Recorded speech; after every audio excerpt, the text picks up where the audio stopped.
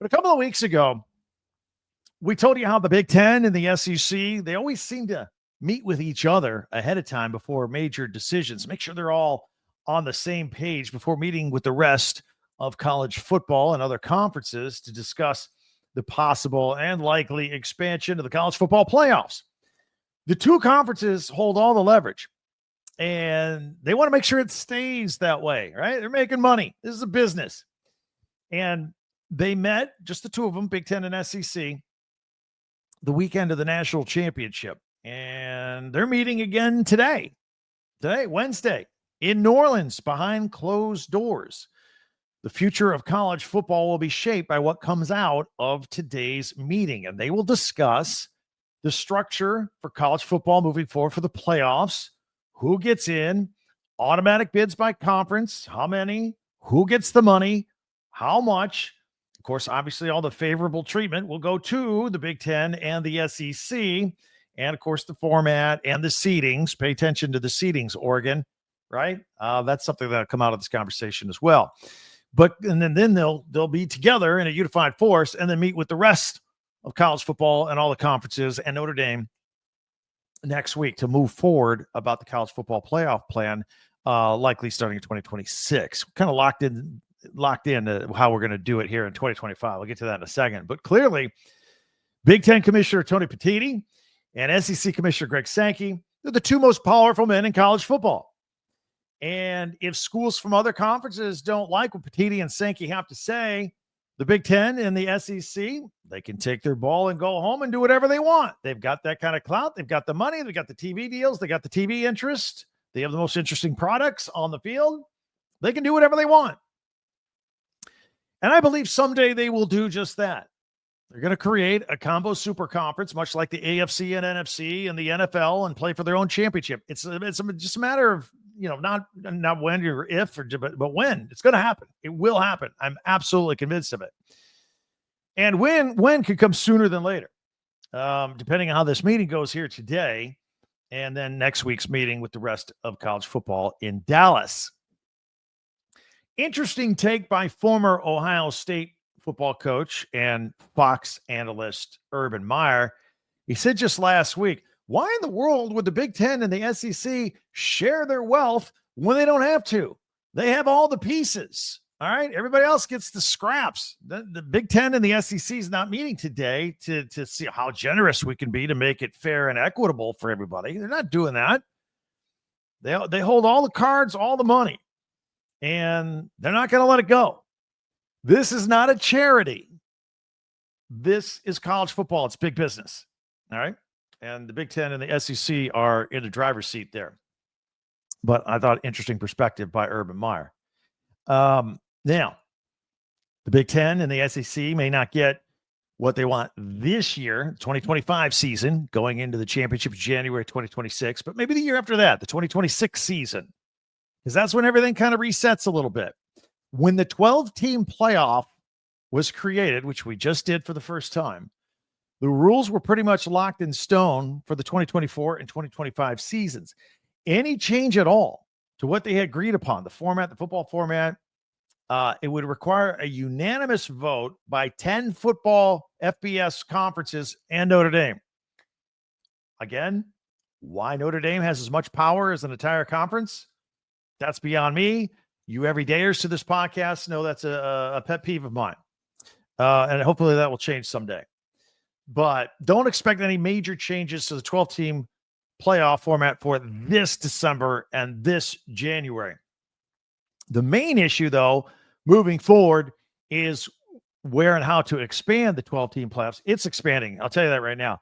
Been a lot of talk about a 14-team playoff. However, there's been some recent momentum just to go ahead and get it over with and go to 16. So that seems to be the underlying discussion right now. And okay, so there's a lot of momentum for a 16-team playoff, and they're going to expand. And because money and greed lead these decisions, it's going to happen. And again, everydayers to this podcast know my opinion that the bigger the playoffs get, the worse it is for college football.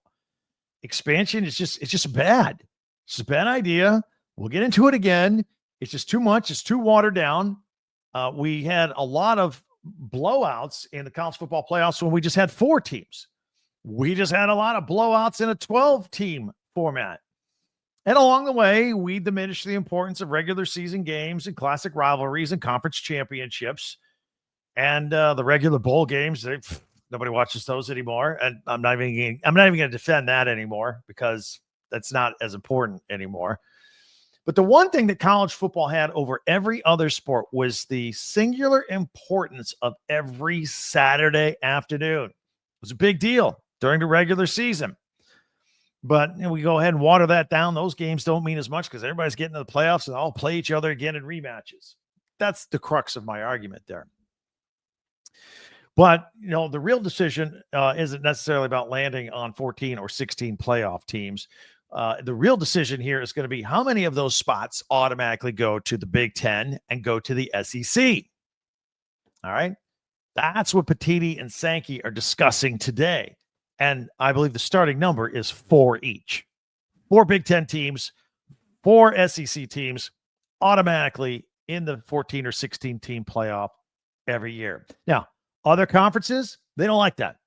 They'll bark about that loudly as well. They think it's unfair to everybody else, and they will point out that they don't want to be locked into giving the SEC, for example, 4 playoff spots automatically every year, every single year, because what if the SEC has a down year? Oh, wait a minute. The SEC just had a down year last year. You couldn't make the argument to put 4 SEC teams into the playoffs. You couldn't. And that's going to be the argument here. Maybe someday the Big Ten will have a down year. Probably not. But maybe it will. The Big Ten and the SEC, they're using their leverage to get the biggest payouts from these playoffs. And again, they can get whatever they want here. They can dial this in, or they'll threaten to pull out. You go fine. Go have a playoffs with an ACC that's crumbling and a Big 12, and we'll see how well you do. I mean, everything's all about the SEC and the Big Ten. They've won the majority of the championships that I can think of over the last 25 years because the TV networks, they don't want a Baylor versus Clemson national championship. No offense to those guys. But they want Ohio State or Michigan to be taking on Georgia or Alabama. That's what they want. That's what drives ratings. That's what makes money. Now, critics of these formats will say, ideas like this, they alienate the rest of the country. But does it really alienate the rest of the country? I mean, the Big Ten stretches from the West Coast to the East Coast. It's as far north as Minnesota. It comes down to the Mason-Dixon line. The SEC picks it up from there, and they're spreading west with Oklahoma and Texas. What part of the country is getting alienated under this plan? I don't see it. I don't see it at all. Plus people actually want to see Big Ten and SEC football. Give them what they want. Give the people what they want. Customers are always right. Their conference member teams, they get the highest ratings, Big Ten and SEC, every Saturday. They fill every broadcast window nicely on the networks. So while you hear about next week's college football powwow setting new rules for the future starts today with Tony Petitti and Greg Sankey and the Big Ten and SEC having a little private chit chat. They're pre-meeting, if you will.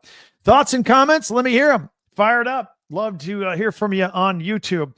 Hey, be sure to hit that subscribe button. It's free, and follow Locked On Big Ten for free wherever you get your podcast. That way you'll get the latest episode of this podcast as soon as it becomes available each and every day. Share, like, and follow if you don't mind. That helps us out as well. Don't forget to hit our website as well, talkbig10.com, number 10. All of our podcasts go there, and you can get merchandise from your favorite schools, Michigan, Ohio State, Oregon, Penn State, shirts, pennants, hats, all that stuff right there. All your Big Ten gear and school spirit right there at our website, talkbig10.com.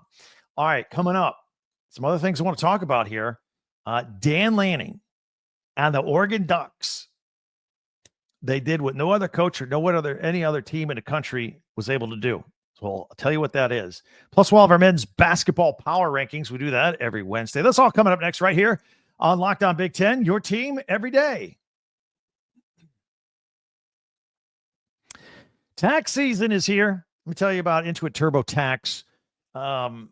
Taxes used to be just getting out piles of paperwork and forms and the waiting and wondering and stressing and worrying whether you're going to get any money back or owe money. Now doing taxes, it's just easily uploading your forms to a TurboTax expert who's matched for your unique tax situation, an expert who's backed by the latest technology, which cross-checks millions of data points with 100% accuracy. So while they work on your taxes, you get real-time updates on their progress, and you get the most money back guaranteed. All while you just go about your day after you upload all your stuff. No stressing, no worrying, no waiting. Now, this is how taxes roll. Intuit TurboTax. Get an expert now at TurboTax.com. Only available with TurboTax Live full service. Real-time updates only in iOS mobile app. See guarantee details at TurboTax.com/guarantees.